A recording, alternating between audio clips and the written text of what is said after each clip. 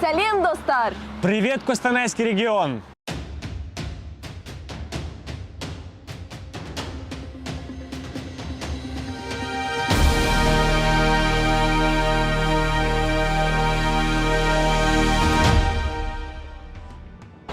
В эфире онлайн-проект Ассамблеи народа Казахстана Костанайской области Travel Costa Region в рамках проекта «История родного края». И сегодняшний выпуск я хочу начать с загадки.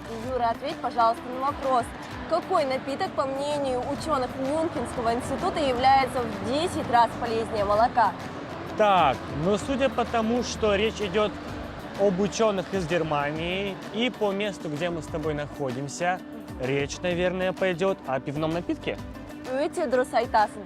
Бүгінгі әңгімеміз қаламыздың ең көне ғимараты, сонымен қатар Лорец деген көпестің сыра қайнату зауытынан басталады.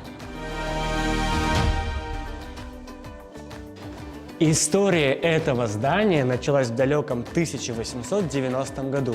Тогда купец Антон Лорец построил завод в самом центре города Костаная и заключил договор с местными властями, согласно которому в течение 24 лет завод работает на основателей, а потом переходит к городу. 1893 жылы Лорец Иван Павликпен бірге Оралдағы сыра жасау зауыттарының ішіндегі сыра қайнату зауытының ең үлкенін жасаған еді. Осындай сыра зауытының екіншісі Троиц қаласында орналасқан. В первый год работы завод насчитывал 8 работников, а сам пивной продукт продавался на 20 тысяч рублей. После революции сам Лорец уехал из страны, а завод купил некто Кроль из Самары. Через год завод остановил свою работу и стал складом Троицкого пивоварного завода. 1920 жылы бұл ғимаратта красный ткач мата өндірісі, кейін крахмал өндірісі де болды. Ал Ұлы Отан соғысы кезінде сүтті ірімшікке айналдыруға көмектесетін казеинді өндіріп шығарды. С 2000 года на заводе восстановлено производство компании АО «Арасан», которая и использует здание по своему назначению по сей день.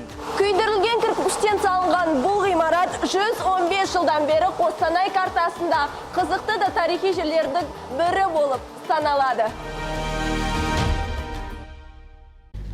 Вот такая вот получилась история. Еще больше фактов о родном крае вы можете узнать в наших следующих выпусках, которые выходят на платформах Instagram, YouTube и TikTok.